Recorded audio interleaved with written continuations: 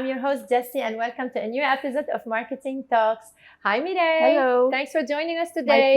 My pleasure. I'm so glad you're here with us because Thank you. Mireille Nasr Aoun, you are a branding consultant, you are a university lecturer, and you are also the owner of 27 Branding Agency. And today we will tackle a very nice topic, which is when should a company change its logo? Out of your expertise and the years and the brands and the businesses you've worked with, we want to hear from you today everything about the logos, when to change them, why, how, and everything. Okay. But first, why don't you tell us a bit what's the definition of branding, so we see where logo fits into the whole umbrella of branding. Okay. So first of all, as you know, branding is an essential part of any product, because it is the image of the product, the visual image of your product. Yes. So, but there are three main branding categories. So we have one, branding, two, rebranding, and three, debranding. So what is the difference between the three? So when you want to launch a new product and you want to give it a design, image, logo, and it's the whole branding experience and strategy, you create a complete new design. So this is what we call branding. Yes. Rebranding, on the other hand, is if your product has been in the market for a long time and, times are going very quickly, things are changing very fast. We live in a very fast-paced world. So every brand needs to rebrand from time to time to appear that they are young, new, fresh, up-to-date.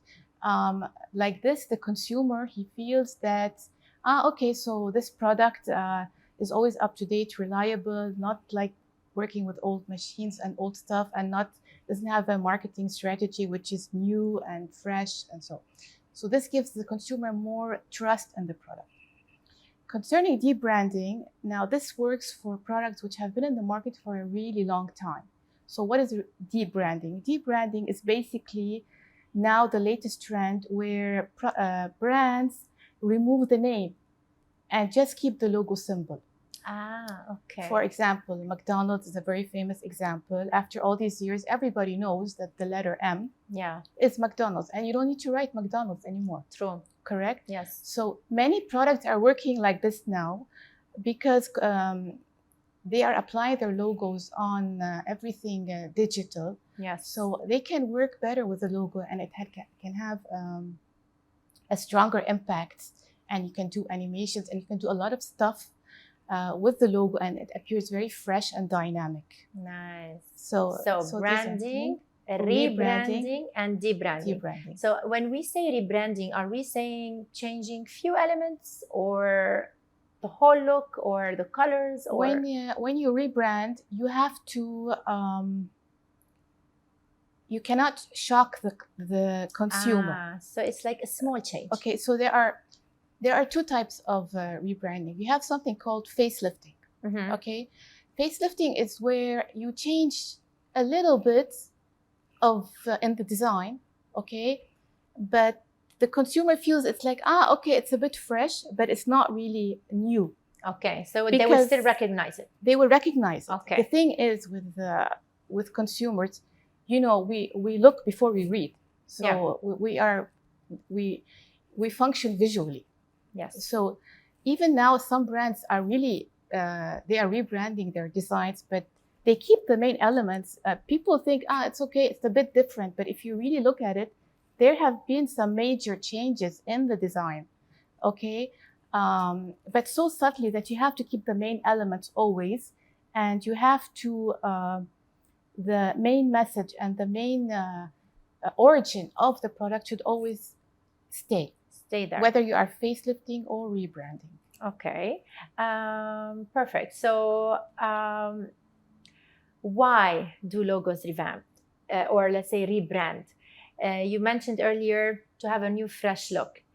Is it also because sometimes some brands change their strategy, or they do a collaboration, or maybe brand acquisitions or collaborations? So is it just because we are moving forward to show that we are fresh? Is there any other reason why we go for rebranding? There are several reasons why companies rebrand. Sometimes companies merge with other companies. Example, banks in Europe sometimes merge together, and then when the merge happens, they create a new logo which reflects both of the companies. Okay, and then another when a company wants to change its direction in its marketing direction of its products. For example, Dunkin' Donuts. So we were used to seeing Dunkin' Donuts, donuts. So Dunkin' Donuts was known for their donuts, and then they integrated coffee and sandwiches, and they wanted to broaden their services. So they removed the word donuts and focused on the word Dunkin'. Yes. So this is another time when we want to rebrand because we are working on a different strategy in our business. So these are the two main elements when, and of course, as we said before, to give it a fresher, updated look after several years. Okay. So, and you said from time to time we should go for rebranding. Can we be more specific? Are we talking about few years or 10 years? Well, before, long time ago, usually companies always had to, I mean, it was best to rebrand after 10 years. This was the 10 years. Yeah, this was the usual. But now it's different because, like I said, everything is happening so quickly, and technology and evolution and everything is developing so fast that companies are not waiting 10 years to rebrand. Of course, it depends on the client and on the product. Yes. Because when you rebrand for a big company, the launching of the rebrand alone takes 1 year. To integrate it into the market and for the people to understand that this is the new logo of this product. Okay. And to, this takes a few years. Yes. But minimum 5 years, 6 years. 5 to 6 years. Okay. But for example, in like big corporations, they don't rebrand through a short period of time. Their brand works for a long time. But services like restaurants and cafes and institutions, usually they rebrand after short periods of time because there's always people get bored and they always need this revamp, this new trend, new place to go, And like you said earlier, because there's the impact of digital, some are taking into consideration their new logo to fit in that small circle on social media. Definitely. And maybe use it on printed material, but they're keeping in mind the short size that they might use on social media. Definitely, because now the priority for us is how will the logo appear on our Instagram feed, on our page, on the website. The most effective logo is the most simple logo. It should be very simple, but with a very strong message. So people see logos and they think, it's so simple, it's so easy. But actually, for a designer, the most difficult job is to create a logo for a company. It looks like it's the easiest, but it's the most difficult. Give us an idea, how many days or maybe weeks it takes you to create a logo? International branding agencies who work for international products sometimes work for 9-10 months on rebranding or creating even a branding strategy. Wow. Because when you design a logo, it's not just about designing the logo. You are selling the experience of the brand, the logo, and the logo has to work on everything. So when you are designing, you have to know, this client, where will he use the logo? Is it going to be local or international? Will the logo be translated into other languages? So according to many questions, you design the logo. Nice. If you want to adapt it into other languages, you need to work it in a different way. Yes. Whereas if it's going to be as a logo symbol, you also have to work in another way. Yes. Is it the trend now to go for a simple logo? Definitely. It's always been. Is it a trend? It's not a trend. It's a rule. It's a rule. Okay. Definitely. It's the most successful logos are the most simple logos. Because people remember them faster. Okay. Because the more complex the logo, the less people will associate with them and remember them. Nice. Yeah. Nice. Okay. So Mireille, in 2023, three big brands introduced their new logo, or let's say their new rebranded logo. Okay, so now we know the correct word. Yeah. Among them were Burger King and Pepsi, and even in early June, Porsche followed as well. Okay, so Burger King last logo revamp was in 1999. Pepsi last logo revamp was in 2014. So I'm gonna show you now the before and after logo. So you share with us your opinion, Sure. and tell us what you think. Let's start with Pepsi. Sure. Yeah. Okay. So if you're watching us, this would be this here is the before, and this here is the after. They went here more into black, and I believe they will launch this in 2024. Okay. So tell me, what do you think? Okay. So for me, the strategy they were working on, Pepsi and Burger King, is if you look back at their older logos, they are trying to emphasize again the retro style effect of the logo. Yeah. So they went, first it was really crowded, and then it was simple, and then it was retro, and then it was very modern.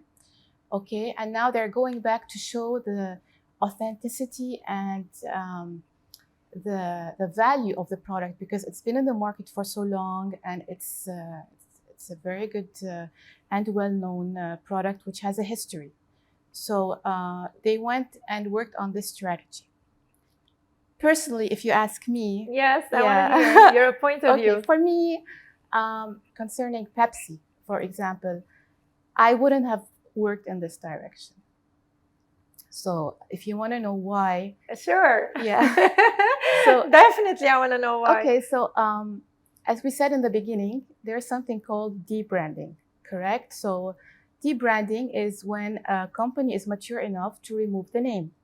So who other than Pepsi would be in the position to remove its name and still be well known? You know? So for me, instead of working on redesigning the logo for Pepsi and rebranding and relaunching everything newly, I think it was mature enough to remove the word Pepsi and just put the symbol and work on the product's package design to give it a different look, to differentiate between the products, because they are launching the zero Pepsi, 0 calories. That's why they're using the black. Okay. So, and for me also using the black to launch 0 calories also, I felt is misleading, because black is heavy, whereas white is very light and fresh. So I would have, for me, a white packaging with the logo symbol would be enough. Would have been enough. Yes, because they have been in the market for so long. Why do you need to? Okay. You don't need to work anymore on letting people to know your product, because as I said, people see before they read, and people know the symbol. They invested so much in their advertising and marketing to educate and let the people know about this brand, and they are ready. If they are not ready, who is? You know. Okay. Plus, they would for their competition, who's Coca-Cola, who cannot work in this direction because he doesn't have a logo symbol. Coca-Cola. Coca-Cola does not have a logo symbol. Coca-Cola has the font. Yeah, it's a type logo. Whereas Pepsi has a logo symbol. Yes. So he has the luxury of going in this direction. Okay. You know? I got you. Okay, now let's see our example number 2. And this is the logo of Burger King before, and this is the one after. Yeah. So you're like, what do you think? I felt here they went retro. They went on the opposite direction. You said earlier we have to go forward, fresh, modern, Correct. And here they went on the opposite. That's what they and Pepsi were doing. That's what they want to show the authenticity of their products, because they have been in the market for so long. Okay. Plus, the reason they removed the color blue was because they want to show that they don't have any artificial products, that it's healthy. And so healthier than other options, that it doesn't have anything artificial colorings. But for me,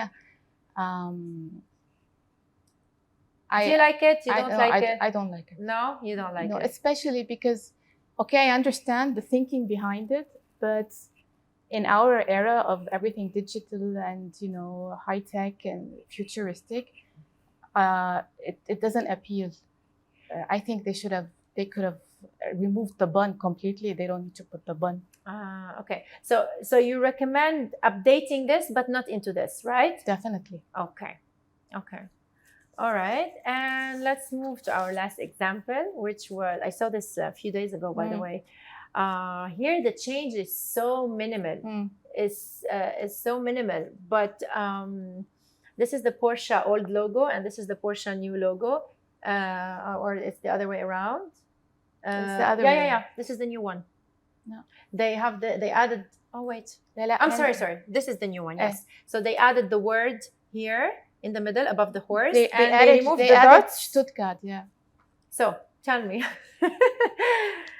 Yes, here if you see the evolution of the logo, so minimal the changes which they are doing. For me too, I think they could have gone much more, done much more. I mean, you can hardly notice the change. It's not even worth mentioning that they mentioning the effort and the honestly, when I saw this and they said this is the new logo, I was like, which one is the new one? I know. Which one is the new one again? Then I read and I saw that they added the word. Exactly. Oh, okay, that's the new one. They added the word, and there was something with the texture of the background of the lines, which are in red and black. So these are minor changes. Minor changes. So we cannot really consider here you can't even rebranding. No, you can't even market it. I mean, it's just subliminal. Okay. Okay, great. So so now we know what's the branding, rebranding, debranding. So what I understood from you is that after a long time, companies, they could go for debranding. Definitely, they should. So people now would recognize the symbol. So there's no need to mention the word anymore. So as long as the brand is recognizable by its symbol, we can consider debranding. Definitely. That's nice. It's the latest trend now. And I have one more question, which is the last one. Who would consider this change? Is it somebody internal, external, or they do a study to see if this brand is really popular now, and we would consider whether rebranding or debranding, or they look around, or if their competitor changed their logo, they would consider theirs. You're saying who takes the decision? Yes, who takes the decision, or what triggers? Yes, well, in big organizations, you usually have marketing departments and who are responsible for these things. So definitely the organization takes the decision depending on what's happening around it at the time. And they consult definitely advertising agency, branding consultants, and they do a study and research of how people, if people do recognize the logo without the name, they do a study amongst people to see before they take the decision and move forward. Yes. Is there a logo rebrand that clicks in your mind and it was really something that you fell in love with? Yeah. You can share with us. To be honest, yes. Yes? Which one? The Kia logo. You liked it? Yes, Really? I think the Kia logo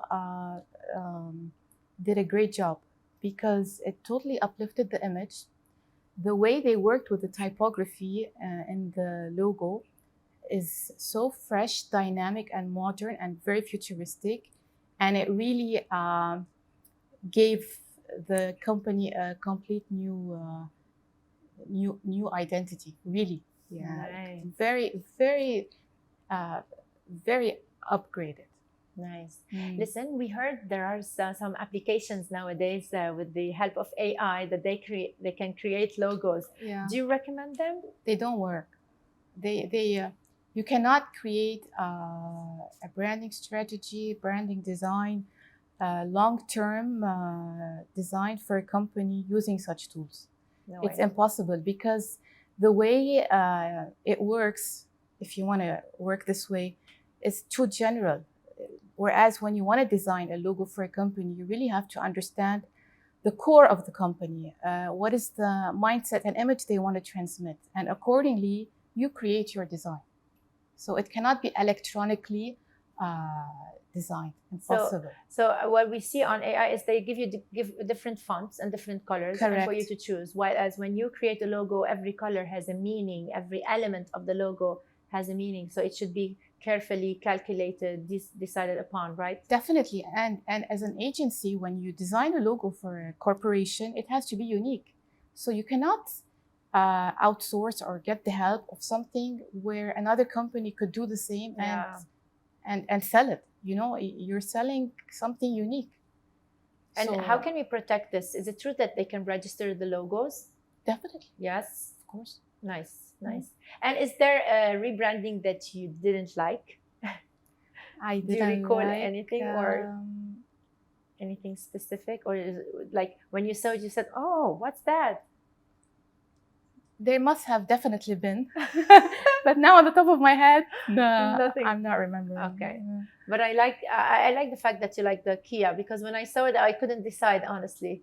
Yeah, I felt like the old one was good. there's something you have to understand about rebranding. People are always shocked. People never in the beginning like the change. For example, for me, when I saw the new Exotica logo a few years ago, I had this effect. I'm like, okay, I didn't like it, and now I love it. Oh, because I saw with time the application of the logo on the elements, on the branding, on everything, and it's fantastic. It's a fantastic logo. Nice. So it's normal when we always expect this reaction from people. At first, we always expect it, and it's okay. So it's like with time we get used to it, and then we love it. Exactly. Because when you see it working, you understand the strength of it. Because a logo doesn't always have to look beautiful. It has to work. It has to work. It has to work for the company. It has to sell. The most important thing is that the logo sells. Nice. Nice. Yeah. Any specific tip you could give to our future graphic designers? Things to keep in mind, maybe? Yeah, they should always be ambitious and always challenge themselves and never be satisfied with anything minimal.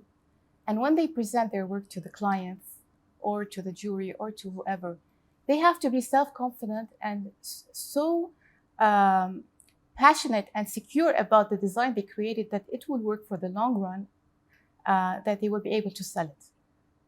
Because if they believe in their work, the client will because the client doesn't know. The client trusts agencies and designers and is giving them the most precious that he has, you know? So he's asking us to give him an image, to give him a face. Nice. So this face we design is critical. So definitely you have to love what you do and sell it. Nice, nice. Mireille, thank you so much for all these info. My pleasure. I loved our episode today. Yeah, me too. It was great. Thanks again for joining, and thanks for our listeners and viewers. That was our episode of Marketing Talks today, and see you in the next one.